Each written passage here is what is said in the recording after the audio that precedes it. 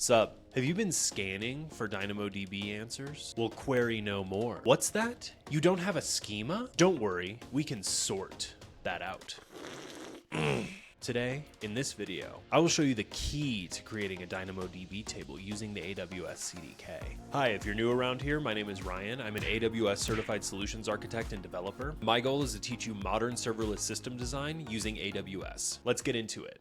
All right, so hopping into the code here, I just created a new directory for our DynamoDB table deployments. Now we can go ahead and init as a CDK app in the repository. All right, now that that's finished, we can go ahead and hop on in here to the stack itself. We can actually get rid of most of this code here as we will not need it. And we'll go ahead and clean this up as well. And we'll just import what we need here. Stack and stack props, as well as removal policy. Go down here, clean this up a little bit. Next, we're gonna import table v2 as well as billing. There's a couple options you'll notice for tables. You either have table or table v2. Generally speaking, you're going to want to use table v2. Table v1 had some problems with having to deploy an extra Lambda function in order to handle replicas. This could cause potential stack drift because CloudFormation would have no idea about these replicas being created by the Lambda function. All right, so let's go ahead and create this table. Call it DDB table equals a new table v2. Of course, table v2 is going to take in some arguments. The first being the context, which is just going to be this. The second being the logical resource name. We'll just call it DynamoDB table. Next, it's going to take in the table properties. The first thing and the only required key is going to be the partition key. This is basically going to be the main key for your table. One thing here we actually forgot to import from DynamoDB is something called attribute type. That will take in an object. That object will have name, which we will call user ID, and a type,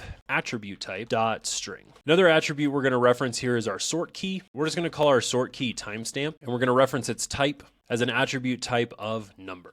Next thing we're going to reference is the table name. We're just going to call this sample table. The next thing we're going to reference is billing type. We're just going to do on-demand billing. And finally, we're also going to reference removal policy, which we'll just reference removal policy, which we didn't import before, but we imported it here automatically. We will do destroy. By default, it will retain the table, but we want it to destroy when we remove the stack, so we're going to reference that here. A couple things worth noting here that I'm not actually going to set, but I will mention. Deletion protection just makes it harder to delete the table. Local secondary indexes can only be created when the table is created. They will have the same partition key as the original table, but a different sort key. A global secondary index can be created on the table or deleted on the table at any time, and it can have both a different partition key and a different sort key from the original table. All right, so that looks good to me. Let's go ahead and deploy our new table. I am going to use the profile flag because I have a few different AWS accounts and I want to make sure it deploys into the correct one. And we'll go ahead and wait for that to deploy. All right, perfect. Now that finished deploying, let's go take a look at it in the console. All right, we can check CloudFormation first. We can see that our DynamoDB stack was created. We can see the resources here. We can go check out our DynamoDB dashboard here, and we can see our sample table was created. You can see here that we have the partition key of user ID as a string and a sort key of timestamp number. The cool thing about DynamoDB is that it's schemaless, so you can actually have as many keys or as little keys as you want on each object that you put in, and you don't have to follow the strict rules that SQL sets on data schemas. All right, so let's go destroy our stack now. We can actually just do CDK destroy, and we'll reference the profile again so that the correct credentials get assumed when we go to actually delete the stack, and we'll wait a couple minutes for that to destroy. All right, so that got destroyed. All right, and we can refresh now, and we can see that our table was destroyed. And if we hop over here to CloudFormation, we can also see that our CloudFormation stack was destroyed. All right, so that about wraps up the video. I will have all of this code in a GitHub repository listed down in the description. If you guys enjoyed this content, please like the video, and then please let me know down in the comments if there's any other videos that you want to see me make. Thanks for watching.